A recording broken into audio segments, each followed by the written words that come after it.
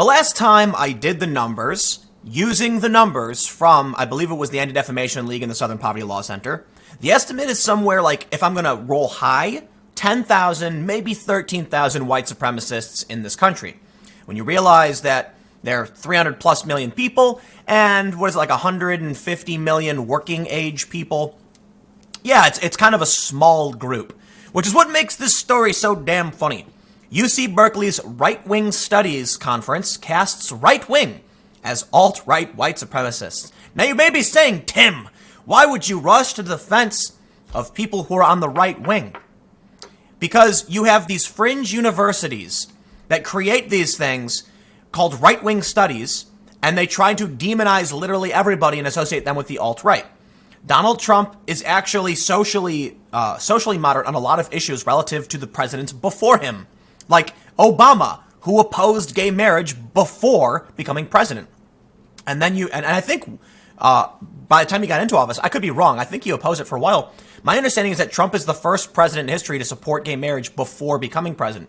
Doesn't mean Trump's great. Doesn't mean he's better on social issues than many people. No, he's doing a bunch of, like the trans military ban. So yes, the left is naturally upset.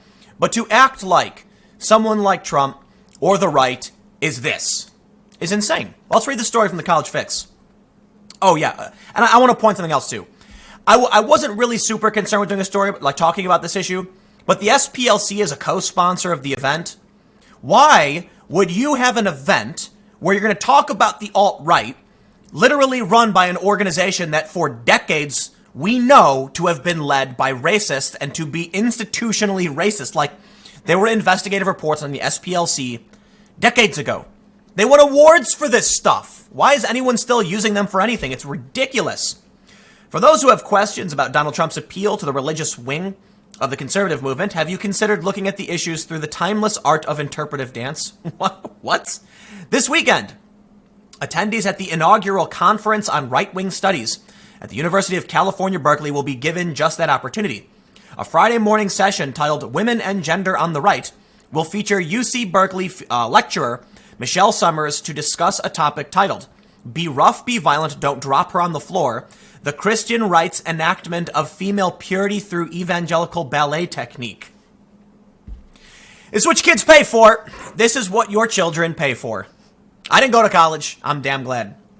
In an email to the College Fix, Summers says her research investigates the embodied politics of the Christian right via a dance studies perspective. What?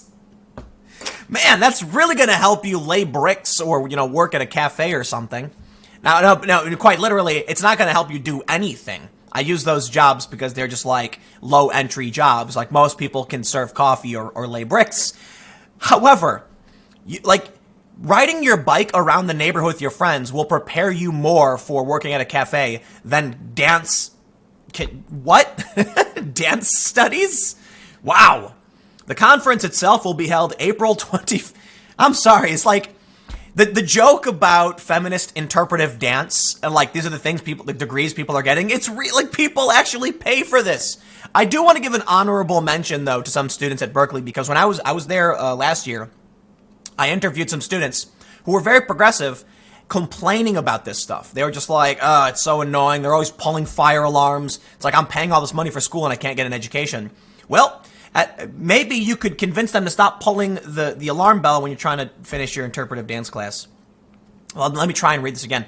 The conference itself will be held April 25th to 27th by the UC Berkeley Center for Right-Wing Studies, a self-described research unit dedicated to the study of right-wing movements in the 20th and 21st centuries.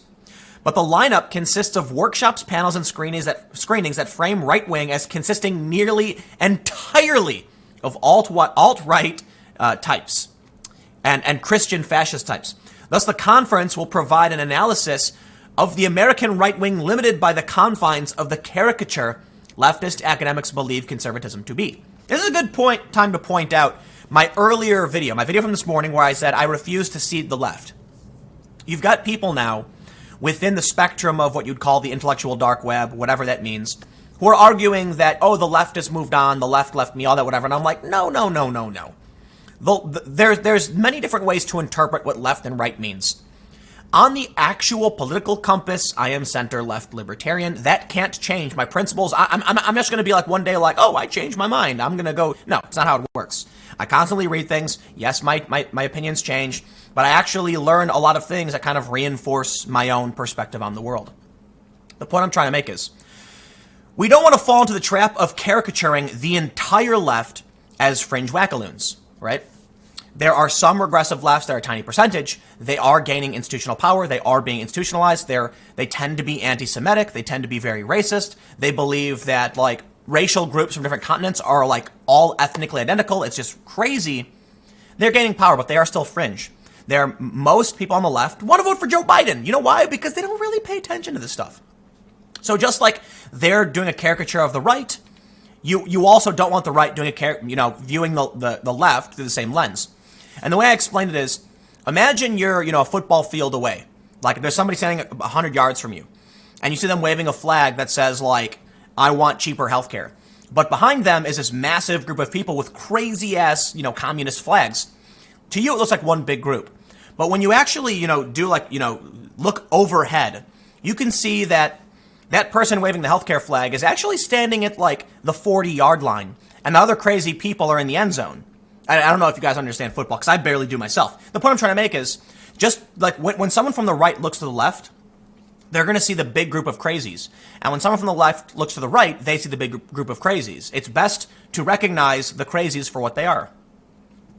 The conference kicked off Thursday with a panel featuring experts discussing the far right in Latin America, Europe, and the US, and the threats posed by white supremacy, misogyny, and anti-Semitism, and anti-democratic authoritarian ideologies. I love how they lump in anti-Semitism while they support overt institutionalized anti-Semitism. Like, can I just point out, listen, 4chan and 8chan and these other websites, these are marginalized. They are not institutionalized. They are ridiculed by the press and all of those things. They hold these views and they are mocked by nonprofits, by the media. Even the right disavows this stuff. But then, the New York Times publishes an image the other day, which is just absurdly anti-Semitic. And the context, because I don't think this was in my video when I talked about it. It's a picture of Benjamin Netanyahu as a dachshund leading Donald Trump, who's wearing a yarmulke, and he's blind. He's being led by the Jewish state of Israel. However you want to interpret it, I don't care. The point is, the comic had literally nothing to do with any of the articles around it. Like, quite literally, the New York Times was just like, let's just put this comic right here for no reason. And then what? And they didn't apologize for it. So I find hilarious how the left does this. And what's really, really crazy is, I recorded that video basically condemning, calling out the New York Times for doing this because you have Ilhan Omar, who, as I explained, gets us really, really close to anti-Semitic tropes. You have the Women's March. You have Linda Sarsour praising Farrakhan. You have her on, the New York Times and Tablet Magazine saying she is an anti-Semite who believes crazy conspiracies. Multiple witnesses confirming this. The left is institutionalizing anti-Semitism. And then when we see these things happening, the media tries to no, it's your fault. It's really funny. Yesterday there was a horrible tragedy in California. So, I don't want to take it lightly. Thoughts and prayers, I don't really know what to say. My condolences to everyone affected. These people are insane, right? This guy who shows up, he believes insane conspiracies about Jewish people. He goes on these forums where they reinforce the conspiracy, where even when you have the New York Times publishing this anti-Semitic article, Linda Sarsour, prominent, famous Women's March, biggest protest in history in the United States, they're overtly anti-Semitic. They just try and convince these crazies on who believe these insane things. Don't worry, there's not actually anti-Semitism on the left. It's a conspiracy to make Jewish people victims. That is so damn insane. And that's what's terrifying to me about conspiracies. If you believe a conspiracy, then you don't want to let that belief go. They will give you a new conspiracy to prove your conspiracy. Long story short, the reason I bring that up is it was really strange how they kind of aren't really bringing it up that much. They typically try to say oh, this is the far right's fault. The far right is doing this. And the conversations happen, don't get me wrong. But it's not as pervasive as it was after some, certain tragedies that happened recently. I'm just trying and keep the rhetoric tone down. And I think the reason is it came literally after the New York Times, for no reason, published this cartoon, had nothing to do with the articles around it, that a lot of people likened to old 1940s Nazi propaganda. Why would the New York Times do that? And why didn't they apologize? It's the weirdest thing. So the reason I bring it up is that it's so weird how they try and act like it's not a part of the institutionalized left. Like I mentioned, the right has marginalized these opinions, but the left is institutionalizing these opinions. On Friday night, there's a screening for the PBS documentary Documenting Hate Charlottesville, followed by a panel discussion regarding the resurgence of white supremacist groups in the U.S. and abroad. Yeah, whatever. Let's just wrap this one up. We get the point. I don't want to rant too much on something, because I think they go really, really far into it. And we don't necessarily need to, but we'll read some more. The center primarily sees the right wing in terms of its most extreme elements, focusing heavily on the alt-right. The John Birch Society, McCarthyites, the Tea Party, neo-Nazis. The center boasts a digital library of over 2,200 historical videos, overwhelmingly made up of episodes of the 700 Club, the Old Time Gospel Hour, and other television shows produced by the evangelical right. If one were to take the Berkeley Center for Right-Wing Studies' word for it, the Republican Party has been overrun by fascists, xenophobes, religious fanatics, and misogynists. The center's website frequently dances between the terms conservative, right-wing, and hard right as if they're interchangeable. There is guilt to go around, right? There is a little guilt for everybody because, I've frequently pointed out that I do refer to these people as the left, and that's not fair and it's wrong, and it does a disservice to what's actually happening, and that's why I've kind of been pushing back on that notion. I think it's important not to do the same thing they're doing and recognize they are fringe extremists. And it's important to recognize the fringe extreme. So instead of saying this is like the Center for Right-Wing Studies, call it like extremist studies or far-right extremist studies. And there you go. But when they start, they mention that they interchange conservative with all these things is where it gets particularly damning. What is going to lead to a civil war is when we view the other side as evil. And that is happening. It is. Nothing's going to stop it. Because they're convinced everyone else is evil. We're convinced they're evil, and what do?